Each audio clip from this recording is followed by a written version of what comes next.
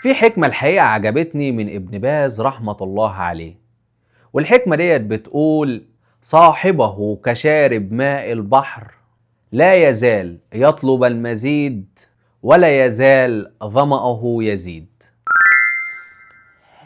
بقول لك ايه، انا يا اخي بفكر افتح مشروع. ده مشروع ايه ده اللي انت بتفكر تفتحه؟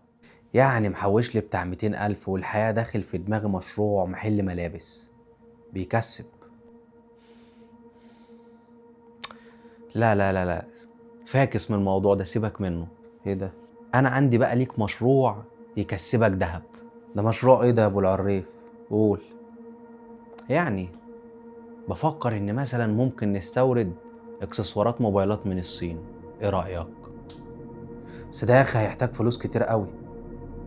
ايوه هو هيكلفنا حبتين، بس بسيطة يعني سهلة.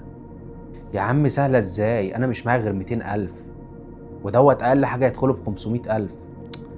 مشكلة صحيح.